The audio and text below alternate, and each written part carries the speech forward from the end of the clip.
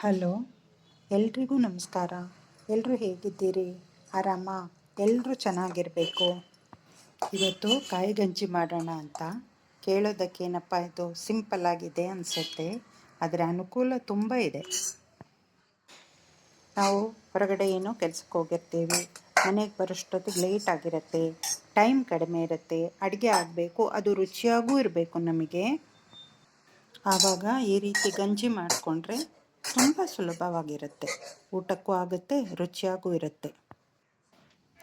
ಜ್ವರ ಬಂದಾಗ ಇಲ್ಲ ಬಾಯಿ ರುಚಿ ಕೆಟ್ಟಿರುತ್ತೆ, ಆವಾಗ ಈ ಗಂಜಿ ತುಂಬ ಹಿತವಾಗಿರುತ್ತೆ.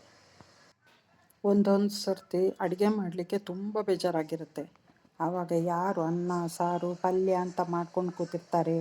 ಸುಲಭವಾಗಿ ಗಂಜಿ ಒಂದು ಮಾಡಿಬಿಡ್ಬೇಕು.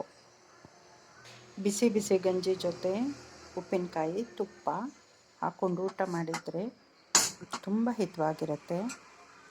ನೀವು ಒಂದ್ಸರಿ ಟ್ರೈ ಮಾಡಿ. ಪೂರ್ತಿಯಾಗಿ ಟೆಕ್ಸ್ಟಲ್ಲಿ ಬರೆದಿದ್ದೀನಿ, ನೋಡ್ಕೊಳ್ಳಿ. ನನ್ನ ವಿಡಿಯೋ ನೋಡ್ತಿರೋರಿಗೆಲ್ಲ ಧನ್ಯವಾದಗಳು. ಒಂದು ಲೈಕ್ ಕೊಡಿ, ಸಪೋರ್ಟ್ ಮಾಡಿ, ಸಬ್ಸ್ಕ್ರೈಬ್ ಮಾಡ್ಕೊಳ್ಳಿ. ವಿಡಿಯೋ ಇಷ್ಟ ಆಗಿದ್ದರೆ ಶೇರ್ ಮಾಡಿ, ಬೇರೆಯವರಿಗೆ ಉಪಯೋಗ ಆಗುತ್ತೆ. ನಿಮ್ಮ ಸಪೋರ್ಟಿಂದ ನನಗೆ ಮೋಟಿವೇಶನ್ ಸಿಗುತ್ತೆ. ಕಾಯಿ ಗಂಜಿ ಮಾಡಿರೋ ವಿಡಿಯೋನ ಪೂರ್ತಿಯಾಗಿ ನೋಡಿ. ಗಂಜಿ ಮಾಡಿಕೊಂಡು ಒಗ್ಗರಣೆ ಮಾಡ್ಬೋದಿತ್ತು, ಆದರೆ ಇಷ್ಟು ಕಡಿಮೆ ಟೈಮಲ್ಲಿ ಆಗುತ್ತೋ ಅದಕ್ಕೋಸ್ಕರ ಕುಕ್ಕರಲ್ಲಿ ಅನ್ನ ಬೇಯಿಸಿ ಗಂಜಿ ಮಾಡೋದನ್ನು ತೋರಿಸಿದ್ದೀನಿ.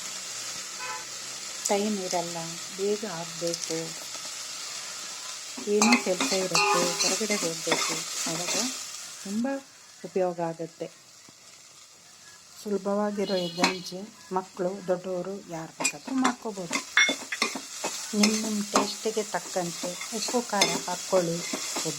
ಒಬ್ಬೊಬ್ಬರಿಗೆ ಕಡಿಮೆ ಬೇಕಾಗುತ್ತೆ, ಒಬ್ಬೊಬ್ಬರಿಗೆ ಜಾಸ್ತಿ ಬೇಕಾಗಿರುತ್ತೆ, ನೋಡ್ಕೊಂಡು ಹಾಕ್ಕೊಳ್ಳಿ. ಈ ಗಂಜಿ ಮಾಡಿದ ಉದ್ದೇಶ ಮದುವೆ ಮನೆ ಊಟ ಹೆಚ್ಚಾಗಿತ್ತು, ರಾತ್ರಿಗೆ ಏನಾದರೂ ಲೈಟಾಗಿ ಊಟ ಸಾಕಿತ್ತು, ಅದಕ್ಕೋಸ್ಕರ ಈ ಗಂಜಿ ಮಾಡಿದೆ. ನಾನು 1 ಲೋಟ ಹಾಲು ಹಾಕಿದ್ದೀನಿ. ನಿಮಗೆ ಬೇಡ ಅಂದರೆ ಸ್ಕಿಪ್ ಮಾಡಿ, ಬೇಕಿದ್ದರೆ ಹಾಕ್ಕೊಳ್ಳಿ. ಮತ್ತು ಗೋಡಂಬಿ ಹುರಿದು ಹಾಕ್ಕೊಳ್ಳಿ ಬೇಕಾದಲ್ಲಿ.